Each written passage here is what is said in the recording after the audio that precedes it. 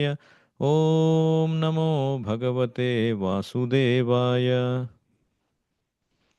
Hare Krishna. Today we'll be discussing Bhagavad Gita as it is, chapter 7, text 7.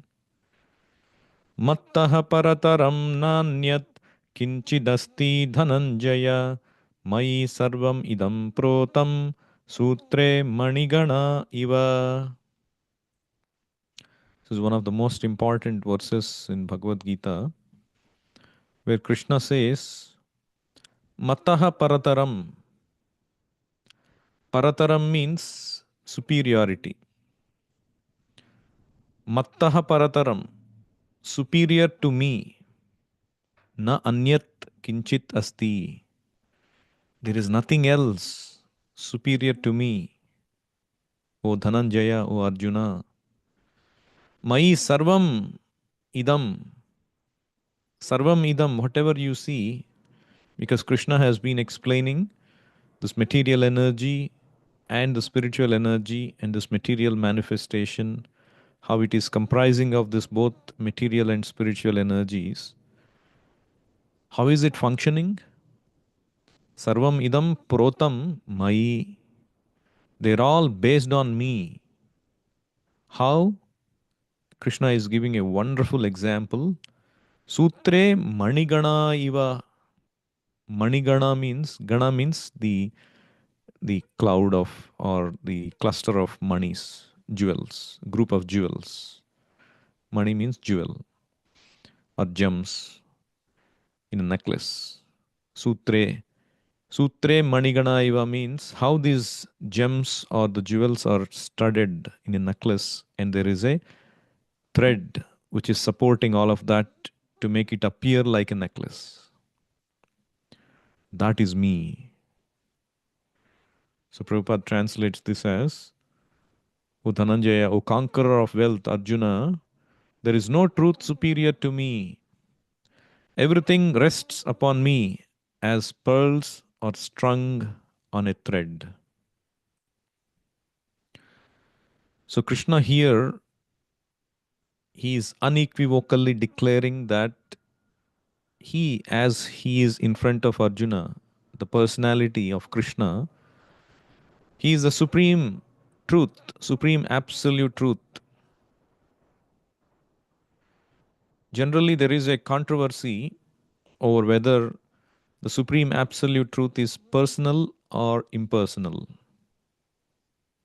Because people, they cannot understand that this huge cosmic manifestation, gigantic cosmic manifestation, is emanating and is being controlled by a person. How is it possible? Because we are all persons, we can only manage so much, we can only have so much power. It's impossible to conceive that a person like us can manifest and maintain and annihilate, dissolve everything. How can that be a person? It's not possible. Therefore, absolute truth must be impersonal. They say that. But here, as far as Bhagavad Gita is concerned, the absolute truth is the personality of Godhead, Sri Krishna. And this is confirmed in every step. And in this verse also, Krishna is confirming that. And Brahma Samhita confirms that. Ishvaraha Paramaha Krishna Satchidananda Vigraha. The supreme absolute truth, the controller of all the controllers, Ishvaraha Paramaha Krishnaha Satchidananda Vigraha. He is not impersonal. He has a body which is Satchit Ananda. Eternity, knowledge and bliss. That's what he is made of. His body is made of. So the authorities like Brahma, Vyasa, Chaitanya Mahaprabhu, all the acharyas, they leave no doubt that the absolute truth is the supreme person. But then why this concept of impersonalism came? So these impersonalists, they quote from scriptures only. For example, Prabhupada, he is quoting this Svetashvatara Upanishad, the Vedic literature. Upanishads are considered the cream of the Vedic literature. And there it is said something like Arupam. Arupam means the Supreme Absolute Truth has no form. Rupam means form. Arupam means no form. Tato yat uttarataram tad arupam anamayam ya etad vidur amrutaste bhavanti. So that arupam word is picked up by the impersonalists. So how do we explain that this arupam, they seem to be correct, isn't it? Arupam means no form.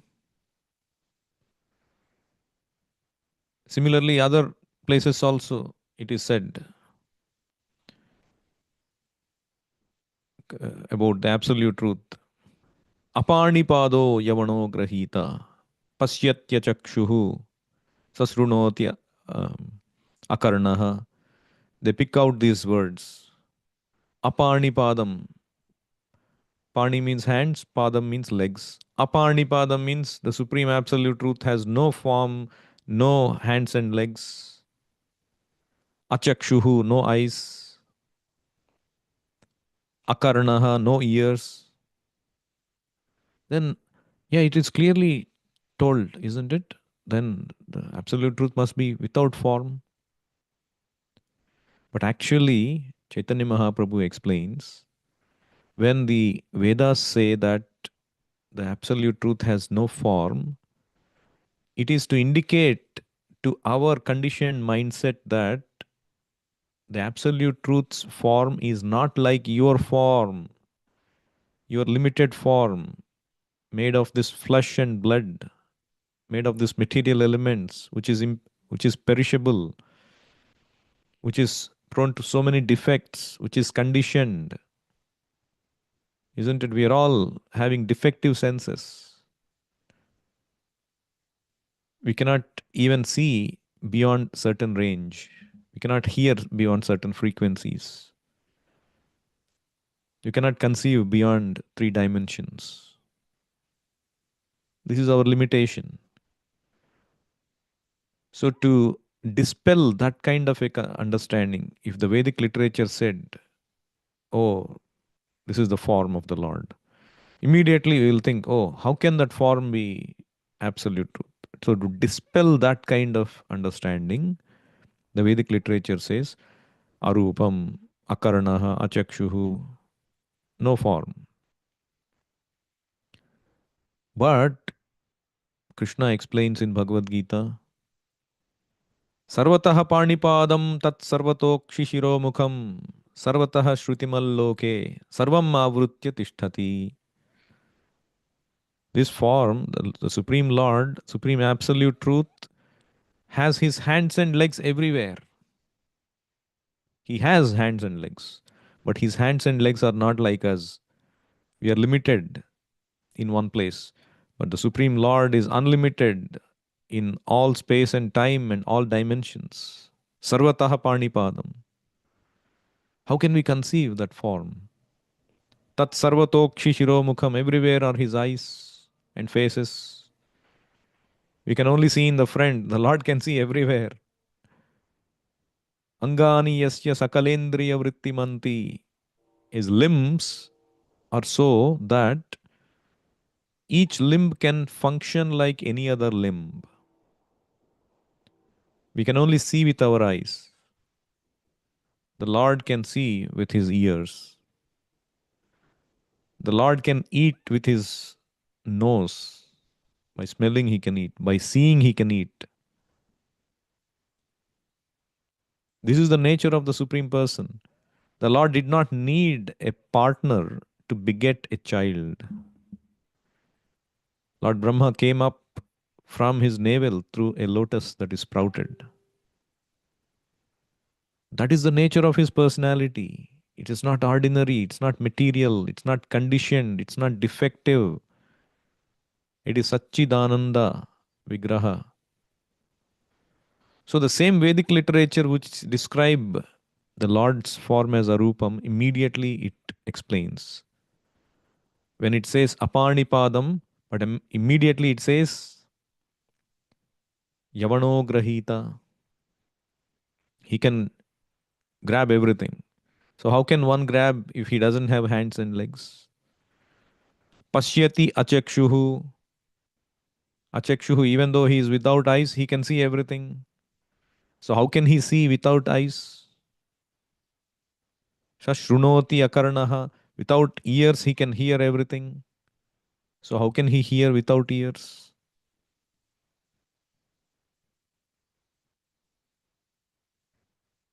He knows everything, but no one knows. That means it is just to describe that you cannot understand if I told you this. The Lord has a form. His form is completely different in nature. So the Svetashvatara Upanishad verse again Prabhupada quotes in the same Svetashvatara Upanishad which used Arupam word, the same Svetashvatara Upanishad substantiates Vedahametam Purusham Mahantam Adityavarnam Tamasah Parastat. So I know the Supreme Personality of Godhead who is transcendental to all material conceptions of darkness. Only he who knows him can transcend the bonds of birth and death.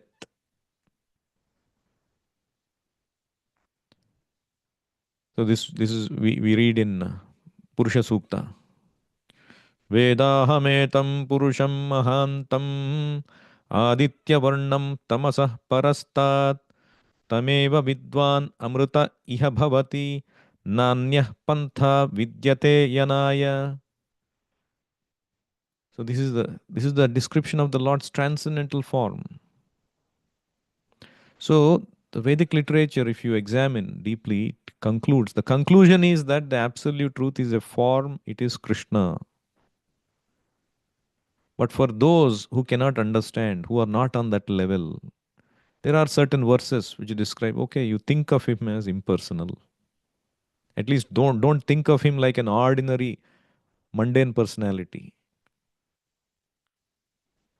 Similarly, people, the impersonalists, they are fond of chanting Om, Omkara. Omkara is nothing but Krishna's sound incarnation, sound form. Why Omkara is given? Because Omkara is neutral. There is no personality described in Omkara. Why it is given? Because there are set of people who cannot appreciate, understand, and surrender to the person Krishna. They want something which is neutral so that they can accept. So, for those who are not on the level of accepting Krishna as the person, the Vedic literature says, okay, Pranavaha, absolute truth is Omkara. They'll consider absolute truth as, oh, okay, impersonal. Om, like that. But Krishna says in Bhagavad Gita, Pranavaha Sarva Vedeshu. I am the Pranava, Omkara in all the Vedic literature. So, actually, to understand Krishna as the person is very, very rare. It's meant only for those who have transcended all these lower levels of understanding. We are able to easily accept, or whoever is accepting Krishna as the person, if we are able to accept very easily, it is very, very fortunate and it is not easy at all. One who accepts Krishna in truth, that is why Krishna says, Manushyanam sahasreshu kaschit yatati siddhaye. Yatatam api siddhanam kaschin mam veti tattvataha. Mam veti tattvataha, to understand me in truth, in tattvataha. Like all these things, that Krishna is a person. His personality is completely different. That is very, very, very, very rare. It's not ordinary at all.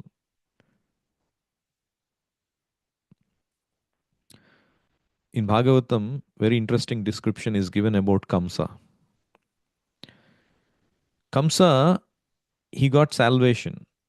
Even though he was a demon, he was mercilessly killing these small babies, Devaki's children. But still, in the end, he was killed by Krishna. He got salvation. It is said that Kamsa, he knew a little bit about the truth of Krishna. Tattvataha. What is that? That Krishna cannot be killed. Krishna is a different person. He is a transcendental person. He cannot be killed. So he knew that. So Bhagavatam Acharyas describe that. But Kamsa knew this little bit of truth about Krishna in truth, tattvataha. Therefore, he got salvation. As Krishna says in Bhagavad Gita, Janma karma cha me divyam evam yo vetti tattvataha tyaktva deham punarjanma naiti mameti sorjuna. So, if one understands in truth the nature of Krishna, his personality, his birth, his appearance, not birth, his activities, they're all transcendental. If one can understand this in truth, they can become liberated. They can go back to Godhead. Because it is not easy. People, first of all, they decry Krishna. Ah, Krishna is just an ordinary person, a lustful person, maybe a yogi, and maybe a great knowledgeable person. He cannot be God. Or somebody may say, oh, Krishna is just an, you know, impersonal truth appearing as a person. No, Krishna is nothing. It's ultimately impersonal. So these are all various layers of ignorance that is covering the conditioned soul. Through Bhagavad Gita, if you accept Bhagavad Gita as it is, you have to accept Krishna as a person.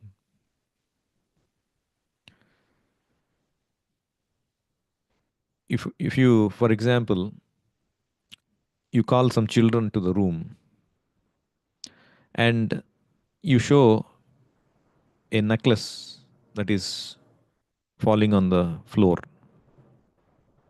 So, a jewel necklace. And you ask them to pick it up. And the kids, they all will say, it's actually not a necklace, it's assembled jewels. The kids, even the kids can say, no, it's not a necklace, it's just you assembled a set of jewels on the floor and you are calling it as a necklace. Easily they can figure out, isn't it? So that means if there is something that is functioning without that thread, how can you believe it? Even a child can understand nothing can work without support of the thread. Even a small necklace, it can only lie on the floor. It cannot be lifted. It cannot function like a necklace. So this is a simple logic. The whole world is working because there is Krishna in the background. We cannot move matter at all. If I am able to lift my hand, the super soul is interacting with the material nature. Okay, this living entity wants to lift his hand. Please allow him. If he does not allow, the hand cannot be lifted. Like people become paralyzed. Why? They are trying to lift their hand, but the hand is not lifting. Krishna, Prabhupada was once walking along with his disciples on the seashore, on the beach. And Prabhupada asked a question to his disciples.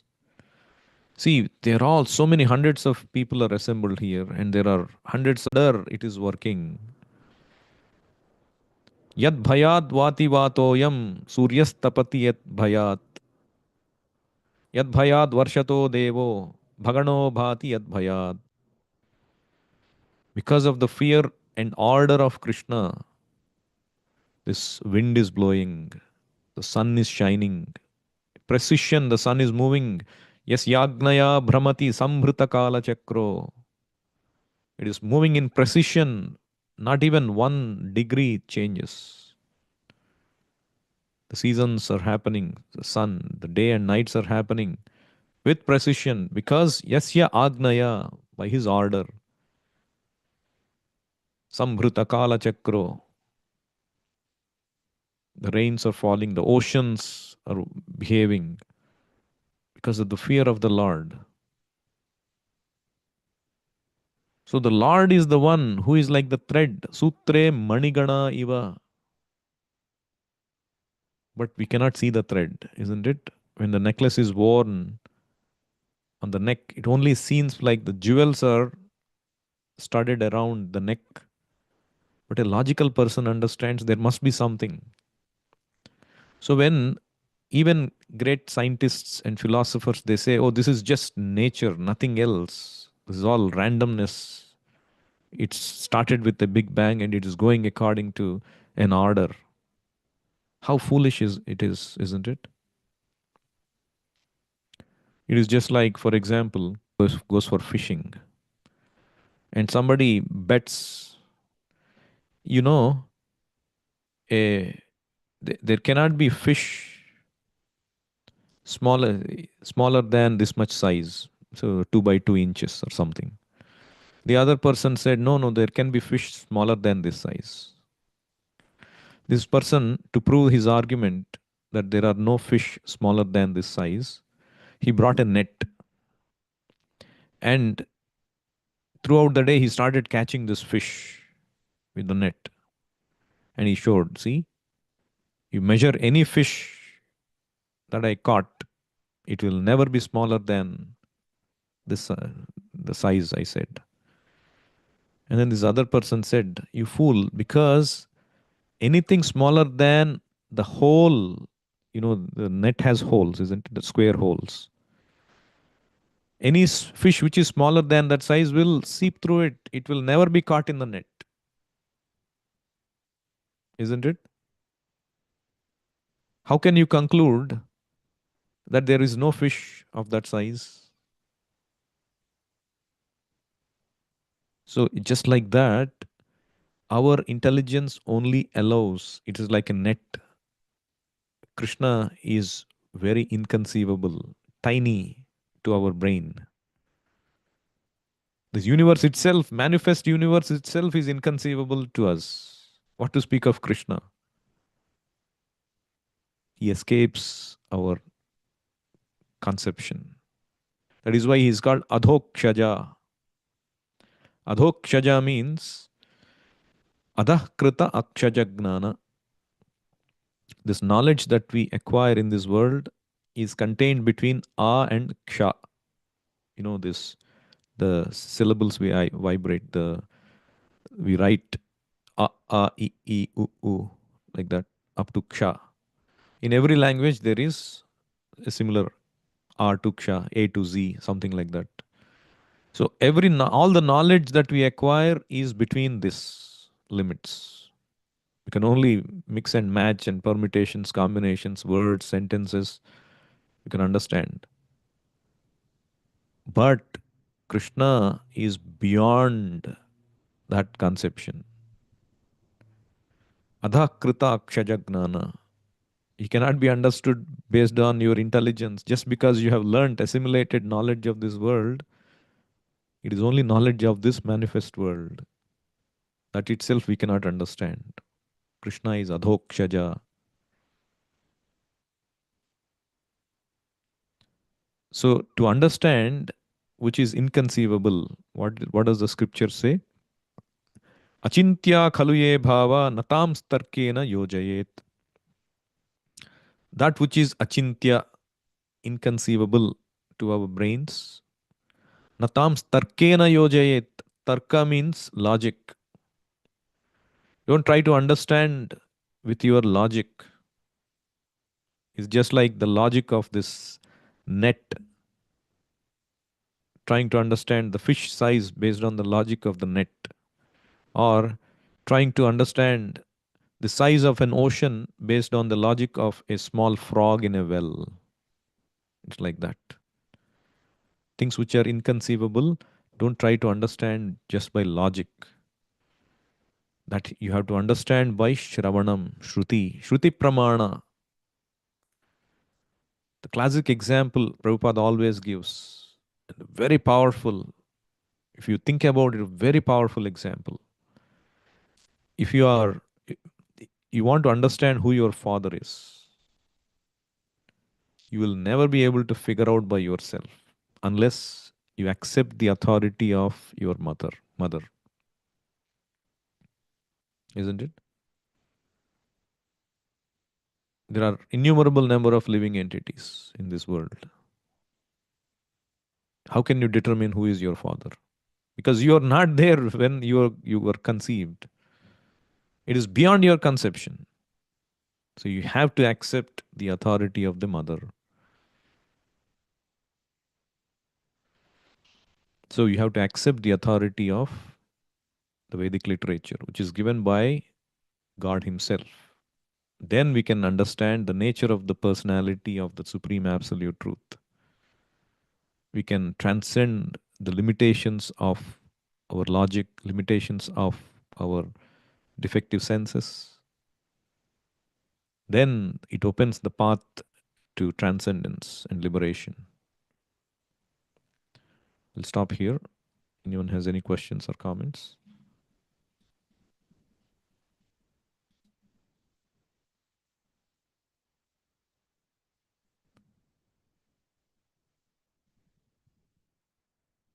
Bhagavad Gita as it is ki jai, Srila Prabhupada ki jai, Nitai Gaur Premanande, Hari Hari Bol, Hare Krishna.